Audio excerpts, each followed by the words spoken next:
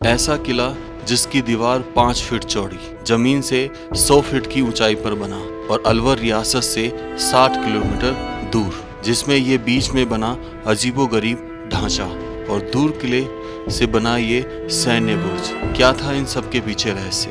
और इतनी मोटी दीवार होने के बावजूद ये ढह गया आखिर क्यों? जहाँ वो प्राचीन कुआं भी स्थित है जो कभी यहाँ पानी का स्रोत रहा करता था। चलिए जानते हैं इस महल के रहस्य को, जिसे राजा जी का महल बोला गया और कुछ ने इसे राजा जी का विश्राम गृह बताया। दोस्तों अभी मैं हूँ बरडोद में और हम यहाँ आए राजा जी के महल को एक्सप्लोर करने, जो कि बरसों पुराना है। इसलिए अभी ऊपर चढ़ाई कर रहे हैं, पहुँचते हैं उस तक।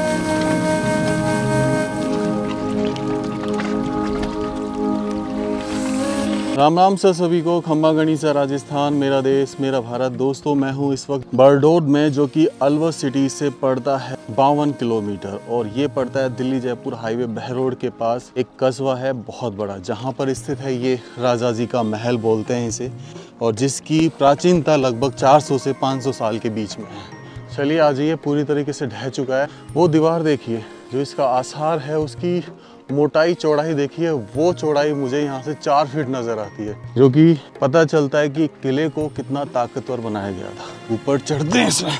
उल्टे हाथ की तरफ आप देखेंगे तो एक कमरा बना हुआ है जिसकी दीवार ढह गई, लेकिन इसमें हम लास्ट में जाने की कोशिश करेंगे अगर जा पाए तो। फिलहाल हम सीधे हाथ की तरफ चल रहे हैं, ऊपर की तरफ, उस राजा जी के महल को देखने के लिए। इसका इतिहास में नाम दर्ज जो है वो राजा जी के महल के नाम से दर्ज है। यहाँ ऊपर आके एक बहुत सपाट एरिया, खुला एरिया मिलता है, जो कि हमेशा ध्यान रखना किस लिए छोड़ते थे। सबसे पहला काम होता था वेंटिलेशन, प्रॉपर हवा लगे। यहाँ पे आप आओगे थोड़ा सा आगे तो ये बेसिकली स्टोरेज होता था। बारिश के पानी को स्टोर करके रखते थे, क्योंकि इतनी ऊंचाई पर पानी की व्यवस्था तो करनी थी और उस समय बरसात बहुत अच्छी हुआ करती थी, जिससे ये पूरा टांका जो तालाब बनाया जाए, जो कि एक तरीके से पीने की पानी की व्यवस्था या फिर उनके नहाने की पानी की व्यवस्था इसी टांके से होती थी, इसी टैंक से होती थी। अब थोड़ा सा आगे चढ़ते हैं ऊपर दीवार की तरफ, और यहाँ पे सिर्फ 4 दीवारें हैं, बाकी कुछ बचा है तो छोटे मोटे अवशेष। देखो अभी भी ना टांके की वो दीवार बची हुई है उधर, वो दिख रहा है जिसपे प्लास्टर किया हुआ है। हाँ, कभी भी जब भी बारिश अच्छी होती होगी तो ये भर जाता होगा, लेकिन डिफॉरेस्टिंग यानी पेड़ काटने की वजह से बारिश जो है बहुत कम हो गई है। उसके बाद जब आप आते हो तो ऐसे स्ट्रक्चर दिखाई देते हैं। अब नीचे देखो कितना मलबा आ चुका है कि ये पूरा दब चुका है, जिसकी ऊंचाई लगभग 10 से 15 फीट के बीच में हुआ करती थी। तो ये ऐसे दरवाजे हैं, और इसके परली साइड चलते हैं अपन देखने। उसी के पैरेलल में देखो एक और ऐसा बना हुआ है सेम। अब ये किस चीज़ के लिए होता था, क्या अनुमान लगाया जा सकता है? पहली चीज़ कि अपने जो जानवर और पशु हुआ करते थे उनके लिए एक अस्तबल बनाया जाता था, जो इस तरीके से बनाया जाता था। दूसरी चीज़ ये हो सकती है कि क्योंकि ये प्रवेश द्वार के पास ही स्थित है, तो मेहमान नवाजी के लिए भी कभी कोई कमरा रहा होगा। ये जो पत्थर जो लगाए गए हैं, इनकी चौड़ाई ज़्यादा नहीं है, बहुत मतलब पतले हैं। तो ये सलेटी पत्थर हुआ करते थे, जिनकी उम्र बताई जाती है 1100 से 1200 साल पुरानी। तो ये यहीं इसी पहाड़ से निकले हैं और बनाया गया इस किले को।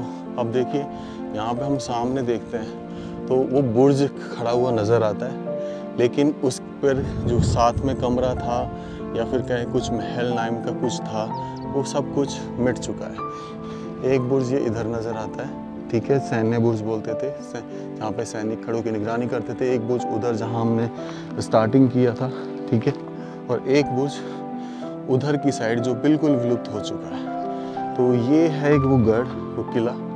अब सबसे बड़ी बात कि इस किले पे भी नज़र रखने के लिए वो सामने अगर आप देखेंगे तो वहाँ पे एक चौकी टाइप की बनाई गई है। उस चौकी पर बेसिकली क्या होता था कि वहाँ पर एक तोप रखी जाती थी, ठीक है। दूसरी, इस पूरे किले की निगरानी रखी जाती थी कि अगर कभी इस किले को कुछ हो तो वहाँ से सुरक्षा दी जा सके। एक तरीके से मान लीजिए ये इसकी सुरक्षा दीवार है। जब हम थोड़ा सा पीछे आते हैं तो यहाँ पे आके देखो, ये वापस एक सपाट मैदान आ जाता है, जहाँ पे एक इधर मंदिर है वो सामने बना हुआ, जिनकी कभी राजा महाराजा पूजा किया करते थे यहाँ की, और एक जो है ये।